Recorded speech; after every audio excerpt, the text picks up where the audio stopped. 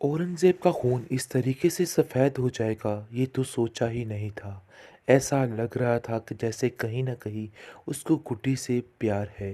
लेकिन ये आज उसने साबित कर दिया कि वो सिर्फ़ और सिर्फ़ रमीज़ के ठीक होने का इंतज़ार कर रहा है और बस चाहता है कि जितनी जल्दी हो जाए रमीज़ ठीक हो और उसे इस दुनिया से ठिकाने लगा दे।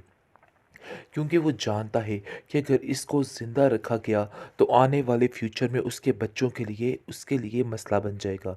इसलिए वो उसको अपने रास्ते से हटाना चाहता है। दूसरी तरफ आप देखेंगे बार बार गुड्डी को लेके काफ़ी परेशान हो रही है और उसके लिए तरह तरह की शॉपिंग कर रही है। लेकिन ये बात जहांगीर को बिल्कुल भी बर्दाश्त नहीं है। कहते हैं फितरत बदली नहीं जाती। यही हाल जहांगीर का है क्योंकि इशरत ये नहीं जानती है कि जहांगीर ने क्या-क्या कुछ करने की कोशिश की है। वो भी औरंगज़ेब की तरह ही है, जिसकी वजह से वो अभी उसके साथ ठीक है और वो यही समझ रही है कि इंसानियत की खातिर जहांगीर ये बात मान गया है कि गुड्डी को इस घर में लाया जाएगा। लेकिन वो ये नहीं जानता है कि उसका असल मकसद है क्या, क्योंकि अपने वो सारे काम चुप करके ही करता रहता है। दूसरी तरफ गुड्डी काफ़ी ज़्यादा दिन ब दिन परेशान होती जा रही है। उसको समझ आ रही है कि यहाँ पे रहना अब खतरे से खाली नहीं है, क्योंकि वो अपने चचा का रवैया भी देख रही है। चची से तो पहले ही वाकिफ़ थी, लेकिन अब उसको अंदाज़ा हो रहा है कि खतरे से खाली नहीं है यहाँ पे रहना। इसलिए हमज़ा को वो साफ-साफ बता देती है और कहती है कि देखो मुझे ऐसा लगता है कि ये लोग कुछ भी कर सकते हैं मेरे साथ। लेकिन आप देखेंगे कि स्वीटी उसका भरपूर ख़्याल रखती है और इसको हमेशा हर चीज़ से दूर रखती है। लेकिन ये बात ही तो चच्ची को हज़म नहीं हो रही और शाज़िया अपना मूड ख़राब किए हुए रहती है और कहती है कि न जाने रमीज़ कब ठीक होगा और कब इसका काम तमाम होगा, क्योंकि मुझसे अब मज़ीद ये लड़की यहाँ पे बर्दाश्त नहीं हो रही है। ऐसा लग रहा है कि अगर ये यहाँ पे मज़ीद रही तो हम यहाँ पे नहीं रहने वाले। देती है और सारी बात गुड्डी पर डाल देती है। औरंगज़ेब की भी चालाकी देखिए कि किस कदर चालाक आदमी है, कैसे इसने अपनी ही भतीजी को पागल बना के रखा हुआ है और वो समझ रही है कि उसका बच्चा उससे बहुत ज़्यादा प्यार करता है। लेकिन सिर्फ़ और सिर्फ़ पैसों की खातिर ये सारा मामला तय किया जा रहा है। कैदी है तो कैदी ही ठीक है, हमारी मर्ज़ी, हम इसके साथ जो मर्ज़ी करें। आप लोगों को कुछ भी बोलने की ज़रूरत नहीं है। जिस पर आप देखेंगे कि वो लोग वहाँ से बेचारे परेशान होके चले जाते हैं, क्योंकि शाज़िया साफ-साफ जवाब दे देती है कि ये आपके साथ नहीं जाने वाली है। इसलिए आप देखेंगे कि दूसरी तरफ हमज़ा जो है वो बहुत रोता है आके और कहता है कि आप नहीं समझ रही हैं कि उन लोगों ने तो सिर्फ़ और सिर्फ़ उसको एक कैदी बना के रखा हुआ है और उन लोगों का कोई भी मकसद नहीं है। वो चाहते हैं कि बस वो उनके घर के काम कर दे और सारा मामला जो है वो ठीक रहे। औरंगज़ेब कहता है कि मुझे समझ नहीं आ रही है कि आखिर ये मान कैसे गया। कल तक तो ये इस बात के खिलाफ था और आज इसको ऐसा लग रहा है कि जैसे इसको साथ लेके जाना ही इशरत की सेहत का राज है। आखिर कैसे हो गया?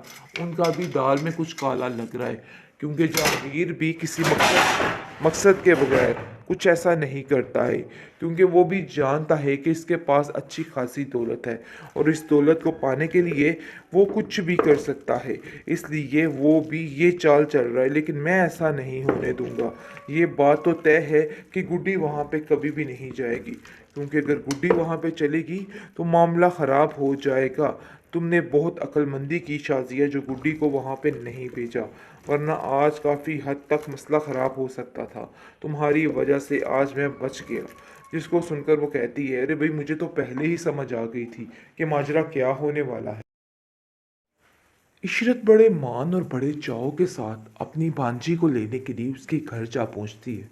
बहुत खुश होती है कि वो अपनी भांजी को लेके वापस आ जाएगी और सब कुछ ठीक हो जाएगा।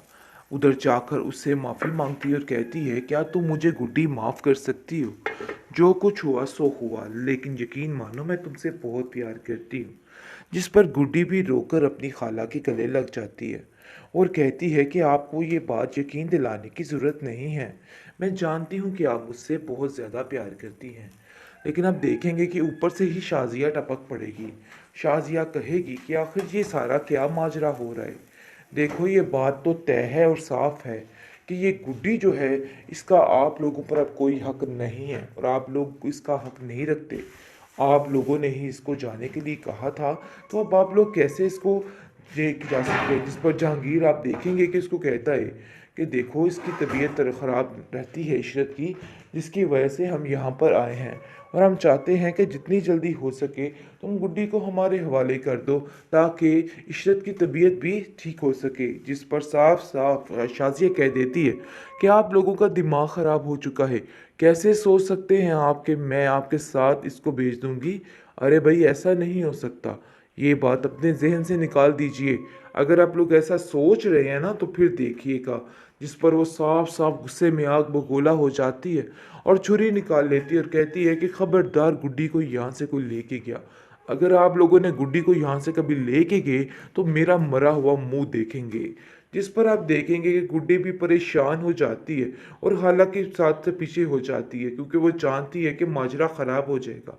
अपनी खाला से कहती है कि आप यहाँ से चले जाएं, मैं आपकी इस तरह से जलालत बर्दाश्त नहीं कर सकती हूँ।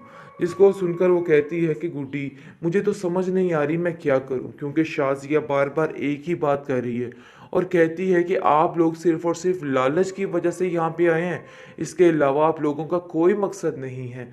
जिस पर आप देखेंगे कि जहांगीर भी उल्ट पड़ता है और कहता है कि ये क्या मामला है औरंगज़ेब, आप लोगों ने क्या तमाशा पकड़ रखा है, आप लोग सरासर उसको कैदी बना के रखा हुआ है, इसके अलावा आप लोगों का कोई भी मकसद नहीं है। जिस पर शाजिया कहती है कि बस कैदी है तो कैदी ही ठीक है, हमारी मर्ज़ी, हम इसके साथ जो मर्ज़ी करें, आप लोगों को कुछ भी बोलने की ज़रूरत नहीं है। जिस पर आप देखेंगे कि वो लोग वहाँ से बेचारे परेशान होकर चले जाते हैं क्योंकि शाजिया साफ साफ जवाब दे देती है कि ये आपके साथ नहीं जाने वाली है।